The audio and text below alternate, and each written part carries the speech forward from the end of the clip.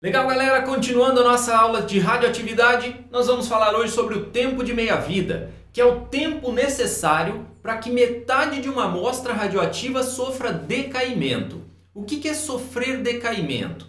Sofrer decaimento é emitir uma partícula alfa ou beta e converter-se num novo elemento.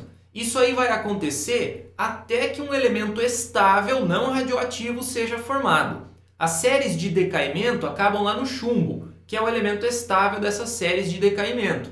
Então, o urânio vai dar um elemento, que vai dar outro, que vai dar outro, que vai dar outro, até a gente chegar em chumbo. O tório dá um elemento, que dá outro, que dá outro, que dá outro. Então, isso se chama série de decaimento. O que vai acontecendo até que os elementos radioativos cheguem a um átomo estável, que normalmente vai ser o chumbo, o fim da série de decaimento. Tá bom? Muito bem, então a ideia é a seguinte: eu tenho uma certa massa inicial que eu estou chamando de M0. Quando passar a primeira meia-vida, eu vou ter metade do que eu tinha, M0 dividido por 2. Quando passar mais uma meia-vida, eu vou ter metade do que eu tinha, metade de M0 sobre 2, M0 sobre 4. M0 sobre 4, metade disso eu vou ter depois que passar mais uma meia-vida, que é M0 sobre 8. Passado mais uma meia-vida, M0 sobre 16, certo? Então vai sempre caindo pela metade a quantidade que você tem. Você pode trabalhar em massa com isso, você pode trabalhar em porcentagem, em fração, em número de mols, em número de átomos, certo? É sempre a ideia de cair pela metade, cair pela metade, cair pela metade. Existe uma equação que mostra essa variação aí, tá? Olha só, é fácil até de deduzi-la. Quanto que é a massa que eu tenho num dado momento? Olha só. Eu posso dizer que 2 é equivalente a 2 elevado a 1, certo? 4 é 2 ao quadrado. 8 é 2 ao cubo. 16 é 2 à quarta. Então, qual é a massa que eu tenho num dado momento qualquer aqui? Dá uma olhadinha no que você tem ali, no que você deduziu de elevado a alguma coisa. Então, olha só, depois que passou a primeira meia-vida, eu tenho M0 sobre 2 elevado a 1. Quando passa a segunda meia-vida, eu tenho M0 sobre 2 elevado a 2. Quando passa a terceira meia-vida, M0 sobre 2 elevado a 3. Quarta meia-vida, M0 sobre 2 elevado a quarta. E se passar em X meias-vidas? M0 sobre 2 elevado a X. Exatamente. A massa que eu tenho num dado instante é a massa que eu tinha no começo dividido por 2 elevado ao número de meias-vidas que se passaram. M é a massa residual, quanto eu tenho daquela massa naquele dado instante ainda, certo? Do que eu tinha do elemento original. O M0, a massa que tinha desse elemento original, e o X, quantas meias-vidas se passaram, 1, 2, 3, 4, 5, certo? O valor da meia-vida é característico de cada radioisótopo. Então, cada radioisótopo tem o seu valor de meia-vida. Alguns são segundos, outros são dias, semanas, meses, anos, milhões, bilhões de anos. Tudo bem? Então isso é característico de cada um. Para a gente encontrar esse tempo de meia-vida, a gente pode trabalhar até graficamente, num gráfico percentual como esse aqui, ó. Quando que vai ter passado uma meia-vida? Quando eu tiver 50% do que eu tinha. Quando vai passar duas meias-vidas? Quando eu tiver metade dos 50%, 25% e por aí vai. Eu posso trabalhar também, ó, em número de átomos. Como é que eu saberia a partir do gráfico quanto vale a meia-vida? Uma meia-vida se passa quando eu tenho metade do que eu tinha antes. Muito bem, então olha só. Se eu começar com N0, quando vai ter passado uma meia-vida? Quando eu tiver N0 sobre 2. Quanto tempo leva até que aconteça isso? Do começo até aqui, ó. Então, esse aqui seria o valor do tempo de meia-vida, que é claro no gráfico vai estar dado para você, né? Em anos, dias, sei lá. Ok? Muito bem, o tempo de meia-vida é o tempo necessário para metade da amostra radioativa sofrer decaimento. Sofrer decaimento é isso aqui. Um átomo emitir uma partícula alfa ou beta e gerar um novo elemento. Mas o que está acontecendo aqui? Se eu tenho 100 gramas de urânio, por exemplo, quando passar uma meia-vida eu vou ter 50. Mas os outros 50 desaparece? Na natureza, nada se perde, nada se cria, tudo se transforma. O que estaria acontecendo é o seguinte: num determinado instante inicial, eu tenho 100% de uma quantidade de urânio. Quanto tem de tório? Nada. Passado uma meia-vida, eu vou ter 50% do elemento urânio, os outros 50% seria de tório, ok? Passado mais uma meia-vida, eu teria 25% de urânio, o restante é tório, 75%. Passado outra meia-vida, eu vou ter metade de 25%, então? Exatamente, passado outra meia-vida, 12,5% de urânio, o restante, tório. Mais uma meia-vida passada, 6,25% de urânio, o restante, de tório. Ok? E assim a gente vai brincando. É claro que se a gente estiver falando em massa, a perda de massa vai ser convertida em partículas alfa e tório. Tudo bem? Tranquilo? Estou dizendo aqui que metade da massa continua urânio, a outra metade se converte em tório e a partícula que for emitida, que se for alfa, tem massa. Beta não teria. Tá bom? Legal!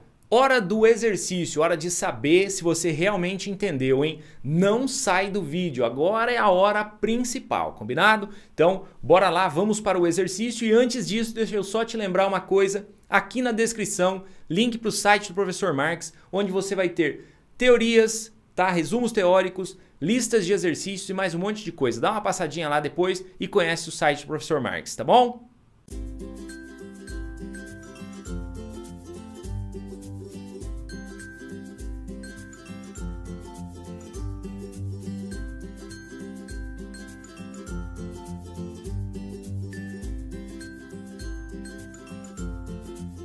De volta com você, o exercício fornecido é esse aqui. Ele fala pra gente aí da preparação de uma solução que continha galho 67 e que no momento da sua preparação havia 1,2 vezes 10 elevado a 12 átomos por mililitro daquela solução. 1 ml dessa solução foi injetado numa pessoa 24 horas depois da sua preparação. E 1 hora depois da injeção naquela pessoa, foi retirada uma amostra que tinha 2 vezes 10 a oitava átomos do galho 67 por mililitro. Ele fala que a diminuição da concentração foi pela perda aí da radioatividade, né, da ação radioativa e da diluição. Ele fornece aquele gráfico e faz essas 3 perguntas para a gente aqui. Então vamos lá para cada uma delas. Letra A. Ele quer que a gente use o gráfico para determinar de quanto caiu a atividade após 25 horas.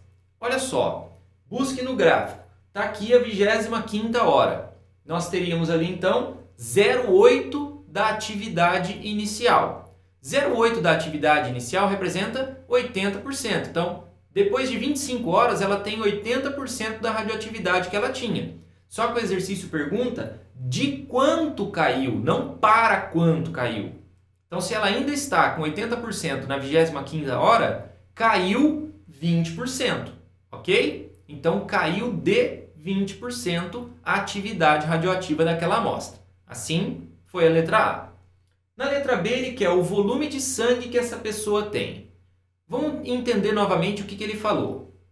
Foi preparada uma solução radioativa que tinha 1,2 vezes 10 a 12 átomos de galho por ml.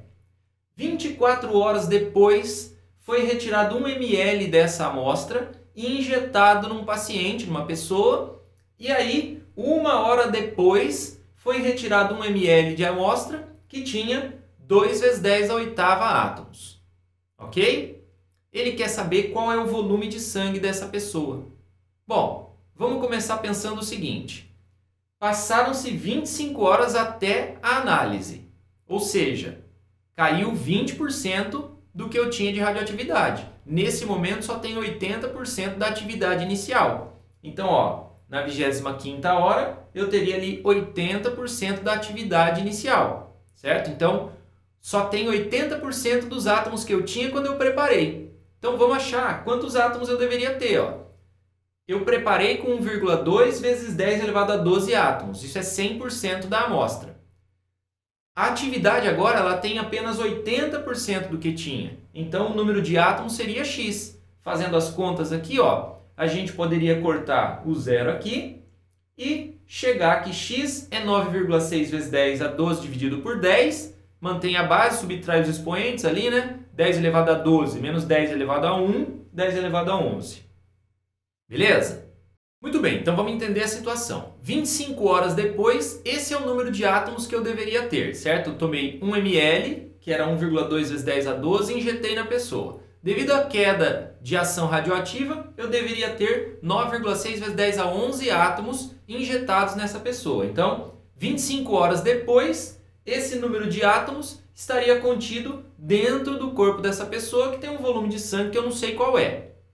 Retirada uma amostra de 1 ml, ela continha 2 vezes 10 a oitava átomos. Esses 2 vezes 10 a oitava átomos estão contidos em 1 ml. Só que eu tenho que descobrir o seguinte: no corpo dessa pessoa era para ter 9,6 vezes 10 a 11. Então, que volume eu teria que ter para ter esses 9,6 vezes 10 a 11? Então, olha só. 2 vezes 10 a oitava átomos estão contidos em 1 ml. Os 9,6 vezes 10 a 11 que eu deveria ter estariam contidos no corpo todo da pessoa, que tem um volume que eu estou chamando de X. Ok? Então, se a gente fizer os cálculos aqui, ó, a gente teria 9,6 dividido por 2 dá 4,8. As potências de 10 ali, ó, 10 elevado a 11 dividido por 10 elevado a oitava. Mantém a base 10, faz 11 menos 8. Então dá 10 a terceira ml. Só que ele perguntou em litros. Então, dividindo por 1000, a gente teria o volume em litros. 4,8 litros é o volume de sangue dessa pessoa. Ok? Muito bem. Letra C.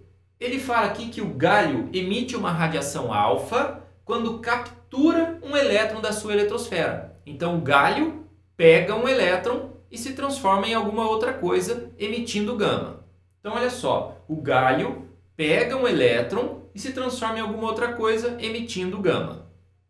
Ele quer saber quem seria esse elemento e ele quer a equação nuclear. A equação é essa aqui. O galho pega um elétron e se transforma em outra coisa. E agora para descobrir quem é? Então vamos lá. Olha só. Vamos trabalhar ali, ó, com a soma de carga e massa. Começando ali por cima. 67 mais 0 é igual a A. Então, A igual a 67, a gente acha a primeira característica. Agora, trabalhando por baixo, 31 mais menos 1 é igual a Z. Então, a gente vai ter que 30 é igual a Z. Assim, analisando a parte da tabela que ele ofereceu para a gente, pelo número atômico a gente descobre quem é.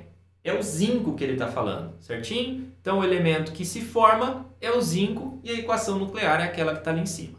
Tá bom? E é isso aí. Finalizamos. Espero que você tenha entendido tudo. Qualquer problema, qualquer coisa, deixe nos comentários. Eu vou gostar muito de saber o que você achou da aula ou que dúvidas que você teve. Combinado? Goodbye, como eles dizem lá.